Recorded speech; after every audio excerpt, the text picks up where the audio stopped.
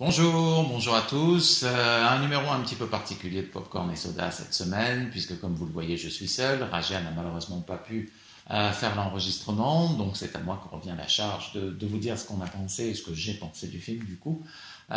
Toujours pareil, avant de commencer, vous savez ce que je vous dis un petit peu à chaque fois maintenant, c'est on a besoin de vous pour faire la chaîne. Comme vous le voyez, on monte la chaîne, on a besoin de vos abonnements, de vos pouces bleus et on compte sur vous. Donc, vous connaissez également le principe. On va faire une première partie, on va dire sans rien dévoiler. La deuxième partie en dévoilant et en allant plus loin dans l'analyse.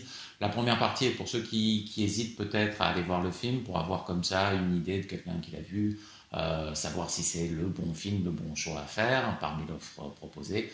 La deuxième partie, c'est pour ceux qui ont vu le film. C'est parfois intéressant d'avoir l'avis de quelqu'un d'autre. C'est un peu une conversation entre amis. Et ça vous permet dans les commentaires de dire ce que vous en avez pensé et on pourra ainsi échanger. Donc là, la première partie, la première chose que j'ai envie de vous dire, c'est que ce film est une claque monumentale. C'est un film extraordinaire, donc je vous conseille vraiment d'aller le voir sans rien dévoiler de bien particulier, de l'intrigue ou des choses comme ça. Foncez. Voilà, n'y allez pas, foncez. La première chose que je peux vous dire, c'est que l'interprétation de Joaquin Phoenix est exceptionnelle. Il est fantastique et c'est un acteur merveilleux. Mais pour être un acteur merveilleux, il faut avoir le support, le film, le scénario, l'image, il faut tout avoir. Et ce film réunit tout. C'est un peu comme si c'est parfois magnifique le cinéma. C'est un petit peu comme si toutes les constellations s'étaient alignées au bon moment, au bon endroit. Voilà, tout est en ligne pour faire un film génial. Et c'est le cas avec ce Joker. Je dois dire que ça faisait vraiment longtemps que j'avais pas eu voilà, un choc cinématographique comme celui-là. Dès le départ, je crois il y a quelques points à retenir pour vous donner envie de le voir. C'est une image particulière, un traitement de l'image, des couleurs, une façon de filmer euh, vraiment splendide. Il y a une ambiance très forte, il y a une atmosphère qui se dégage du film. Et donc, je reviens au premier point, qui est certainement Joaquin Phoenix qui porte le film de bout en bout. Mais il n'y a pas que lui, il y a d'autres acteurs qui sont fantastiques. Il y a une histoire cohérente, intelligente, bien faite, une dimension très psychologique à l'histoire, un petit peu sociologique aussi. Et peut-être que si j'avais quelque chose à vous dire, c'est si vous vous attendez à voir un film, on va dire, comics, classique, avec de l'action, des scènes épiques et des choses comme ça, ben, vous allez être déçu parce que c'est un film qui a une toute autre dimension, une dimension beaucoup plus psychologique. On suit vraiment l'évolution d'un homme donc, qui va devenir le Joker, mais qui au départ est un artiste qui vit avec sa mère et qui essaie de s'adapter à la société telle que nous la connaissons aujourd'hui.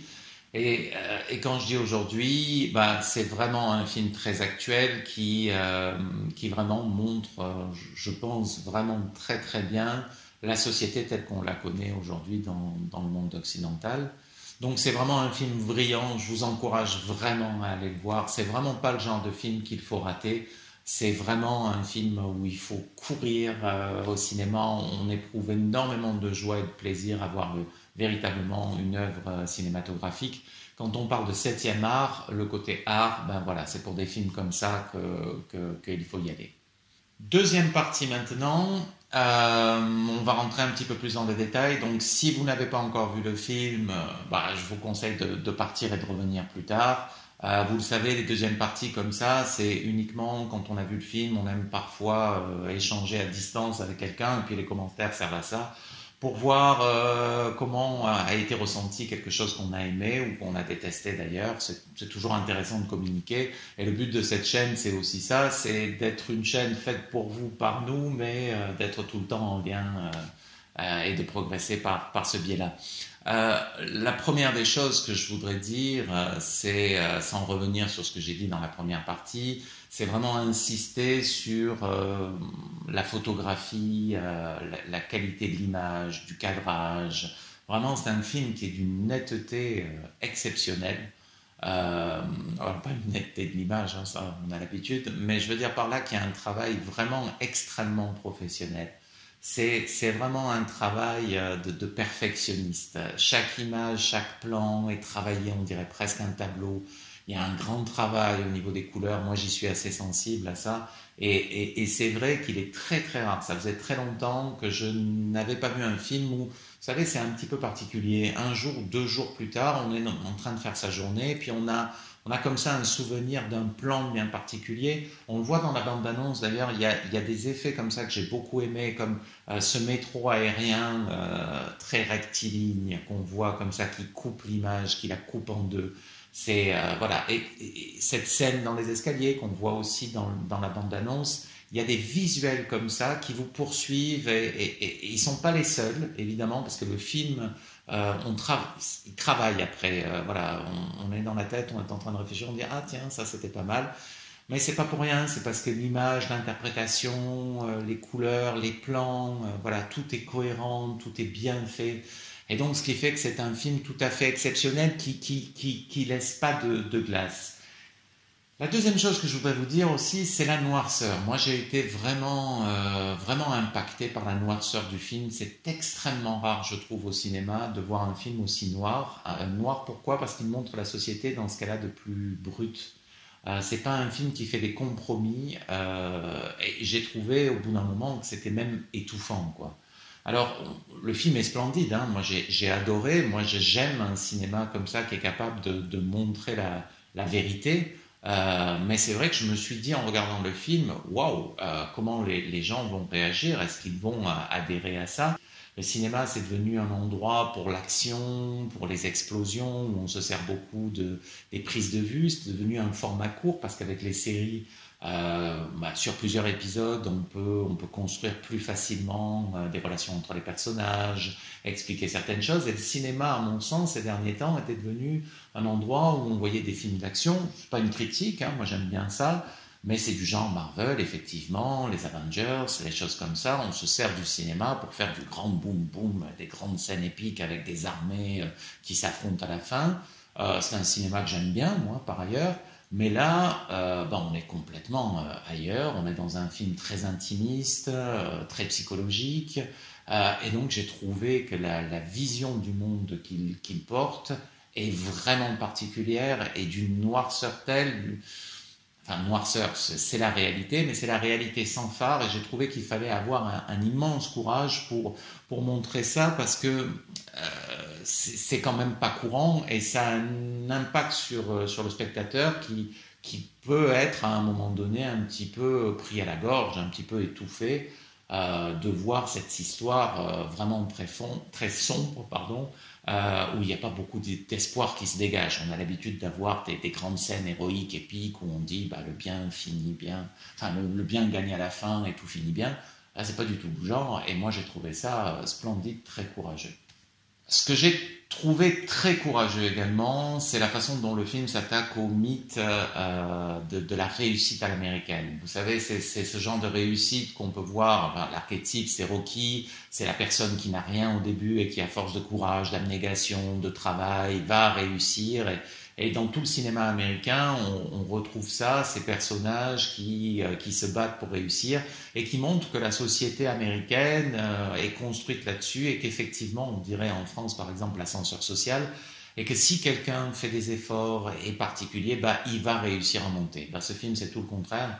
Ce film, et j'ai trouvé ça très courageux, donc, montre que quels que soient les efforts que vous pouvez faire, tout ça c'est du vent.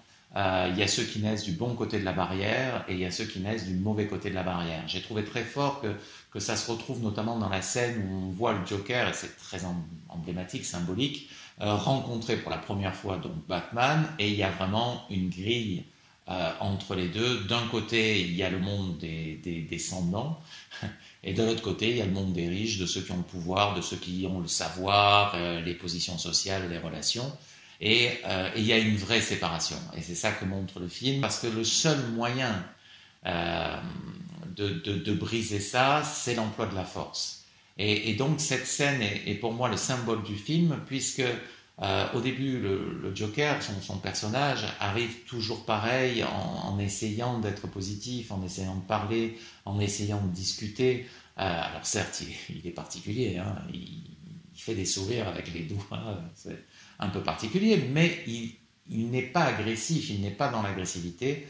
Et donc la confrontation de ces deux mondes fait que le seul moyen qu'il a ensuite d'essayer de communiquer, d'essayer d'être vu, d'essayer d'être considéré, un petit peu respecté, c'est l'emploi de la violence à travers la grille, et c'est un bon résumé du film, je trouve. Ce que j'ai trouvé particulièrement étonnant, très fort, très intelligent dans l'écriture, c'est le fait que cette dénonciation de la société américaine, si juste, si équilibrée, si pertinente, va être faite par un personnage qui est psychologiquement malade.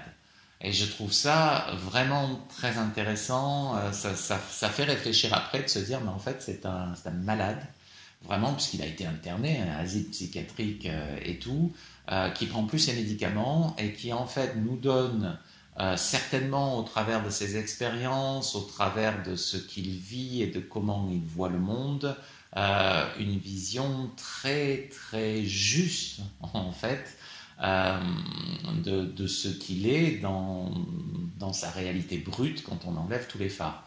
Il y a notamment cette scène à la fin du film avec Robert De Niro, que j'ai trouvé très bon aussi. Hein. Quand on a un bon film, évidemment, les très bons acteurs, les monstres sacrés, ils donnent le plein potentiel de leur talent. Et donc cette scène où je trouve très très juste, encore une fois, c'est vraiment encore des scènes comme ça qui reviennent comme des claques en pleine figure plusieurs jours après, va dire à De Niro, donc, mais en fait, pourquoi vous faites tant d'histoires de ces trois personnes qui ont été tuées? En fait, c'était des salauds pas croyables, et juste parce que Monsieur Wayne en a parlé, voilà, vous en faites toute une histoire, tout un monde. Mais d'un autre côté, si moi je crevais sur le trottoir, vous passeriez devant et vous n'en auriez rien à faire. Et donc c'est vraiment waouh, voilà, allez on y va, on rentre dedans. Et c'est un malade psychologique qui dit ça. Bon, ben j'ai trouvé ça brillant et je vous avoue que moi j'ai vu le film vendredi soir à 22h30, donc c'était la dernière séance. Là aujourd'hui j'enregistre et ça reste dans la tête quoi. Voilà, on se dit ah oui quand même voilà c'est vraiment troublant et c'est rare et ça en fait véritablement une œuvre cinématographique vraiment géniale. C'est vraiment rare qu'un film comme ça vous poursuive. Là, on est dans des films qui vous font réfléchir, qui restent, qui s'imprègnent. C'est un petit peu comme l'écriture, enfin la lecture, pardon, d'un livre. Voilà, on a ça dans la tête pendant un moment. On a du mal un petit peu à sortir et on n'a peut-être même pas envie de sortir d'un livre qui nous a plu, qui nous a fait réfléchir. C'est pareil un petit peu quand un film est comme ça et vraiment c'est un pur bonheur, quoi. De cette personne qui est un enfant battu, qui a vécu toute sa vie justement dans un univers absolument abominable. Il y a notamment des atmosphères qui sont créées quand il est seul chez lui durant la nuit, euh, les éclairages, ce côté blafard, ce côté un petit peu triste, avec notamment une scène où je ne sais plus ce qu'il fait, il met le son un peu fort, ah non, il rit, et on entend le voisin qui dit mais tu vas fermer ta gueule, ou un truc comme ça. Il y a vraiment comme ça des scènes qui tirent dans la réalité et qui rendent le propos plus juste. Et ce qui est fascinant, c'est de se rendre compte que ce personnage, en fait, a toujours essayé, en faisant des efforts immenses, de ne pas céder à la violence. Et un film qui dit, en fait, ben non, quoi que vous fassiez, le seul moyen de vous en sortir, c'est, si vous ne voulez pas être broyé, c'est d'être vous-même violent. Et c'est un film qui, je pense, marquera une époque. C'est pas un film comme ça anodin. Je pense qu'il est en parfaite adéquation avec ce qu'on est en train de vivre. J'ai trouvé, moi, en tant que Français, que le côté clown dans la rue qui s'en prenne aux propos de Wayne, ça m'a fait directement penser, évidemment, à ce qu'on voit en France avec les Gilets jaunes. Et comme ça, j'ai trouvé qu'il y avait dans le film des choses très bien ressenties, très bien exprimées, qui sont en parfaite adéquation avec ce qu'on est en train de vivre.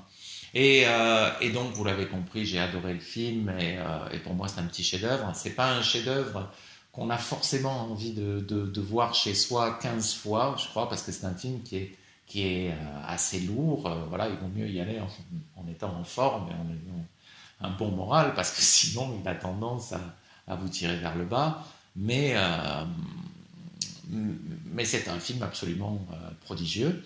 Et dernière chose que je voudrais dire avant de terminer, c'est je voudrais vous poser une question. Voilà, alors vous allez peut-être me prendre pour un fou, mais moi quand j'ai vu le film, je me suis dit, tiens, c'est étrange, pourquoi je pense à ça? Et ça m'est arrivé une fois, deux fois, trois fois, et en fait, à la fin du film, quand le personnage du Joker va au show télé de Niro, il y a toutes ces scènes où il bouge comme ça dans les escaliers, où il fait des danses comme ça, et puis sa manière de se déplacer derrière le rideau, son maquillage, ses cheveux comme ça, son costume en trois pièces. Moi, vous allez peut-être me trouver un petit peu fou, mais j'ai trouvé que le personnage, donc Joaquin Phoenix dans son interprétation, m'a fait penser à Michael Jackson. Et je me suis dit, bon, je suis peut-être le seul, mais il faut que je leur en parle. J'aimerais bien avoir votre avis, que vous me disiez, ce que vous en avez pensé. Alors c'est peut-être dû au fait qu'on entend la chanson Smile de Charlie Chaplin, que Michael Jackson avait repris et qui était importante pour lui. Mais le côté pantomime, pantin comme ça, un petit peu fragile derrière tout ça, capable comme un équilibriste, dans le cas du Joker, soit de tomber dans le rire, soit dans la folie meurtrière, ça m'a fait penser à Michael Jackson. Donc n'hésitez pas à laisser vos commentaires. Moi j'aimerais vraiment savoir ce que vous en avez pensé. Et donc voilà, je crois que j'ai fait un petit peu le tour. Je vous dis à très bientôt. Je ne sais pas quel prochain film on vient voir. Raja sera, je l'espère, rétabli et avec moi pour faire la prochaine critique. En attendant, vous le savez, on compte sur vous. Pouce bleu, abonnement à la chaîne et commentaires. Donc, et vraiment, hein, c'est pas des trucs pour vous faire venir. J'aimerais vraiment savoir si je suis moi-même un petit peu fou et si j'ai vu un Michael Jackson là où il n'y en avait pas. Voilà, je vous dis à très bientôt et je vous dis au revoir. Ciao, ciao!